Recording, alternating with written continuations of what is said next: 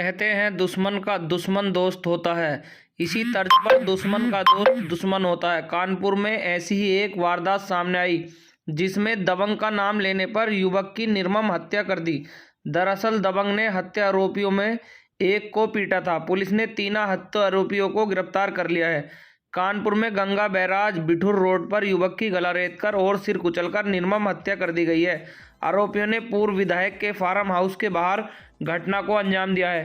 Farm house के security guard की सूचना पर पुलिस मौके पर पहुंची। पुलिस ने मौके से भाग रहे एक युवक को दबोच लिया, जबकि दो मौके से भाग निकले।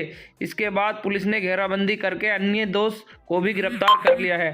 गौरतलब है कि मृतक प्रदीप मूल रूप से कन्नौज का रहने वाला था।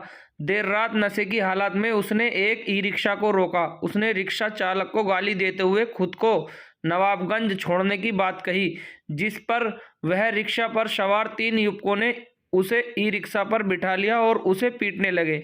नशे में धोती रिक्शा सवार तीन युवकों से पिटने के बाद आगे छोड़ देने का विचार कर रहे थे। तभी प्रदीप ने उनसे कहा कि वह क्षेत्र के दबंग देवा से उनकी शिकायत करेगा। देवा उसका दोस्त है, देवा उसको सबक सिखाएगा। तीनों आरोपियों में से एक की देवा पहले पिटाई कर चुका था। देवा का नाम सुनते ही वह आकृष्ट हो गया और उन्होंने मिलकर प्रदीप की निर्मम हत्या कर दी। इसके बाद गंगा बैराज से बिठूर जाने वाले रोड पर एटा से समाजवादी पार्टी के पूर्व विधायक राजेश्वर सिंह के फार्म हाउस के बाहर शव फेंक दिया। इस दौरान तीनों शव का सिर ईंट से कुचल रहे थे। चीख पुकार सुन बगल वाले फार्म हाउस के गार्ड ने हत्याकांड को देख लिया और नवाबगंज थाने पर सूचना दी। सूचना मिलते ही नवाबगंज थाने की पुलिस मौके पर पहुंची और पहले अंकुर और फिर छापामारी करके हत्या आरोपी सूरज और ललित को अरेस्ट कर लिया। तीनों के कपड़े खून से सने हुए थे। प्राथमिक पूछताछ में तीनों ने नशेबाजी के दौरान हुए विवाद में हत्याकांड को अंजाम देने की बात कही है। देखिए, ये हमें रात में सूचना मिली थी कि एक व्यक्ति को तीन लड़के मिलके मार रहे थे ईंट पत्थर से।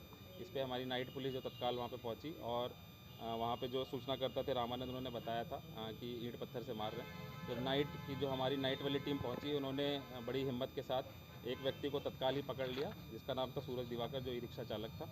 उसकी मदद से दो व्यक्तियों को और पकड़ा, अंकुल सैनी और ललित निषाद। इन तीनों ने रात में शराब के नशे में ई रिक्शा में जो मृतक है प्रदीप सिंह, उसके साथ लड़ाई झगड़ा किया और फिर बाद में उसको सुनसान जगह पे लाके उसकी हत्या कर दी थी। कितने लोग पकड़े गए, इसमें कारण? देखिए, तीन लोग जैसा मैंने बताया, सूरज दिवाकर, अंकुल सैनी, ललित निषाद। जिसमें सूरज दिवाकर वो ई रिक्शा चालक है, अंकुल सैनी इसका दोस्त है और अंकुल सैनी का दोस्त ललित निषाद है, जो कि यहाँ पे काम करता है, गंगा बैराज पे खाना बनाने का काम करता है।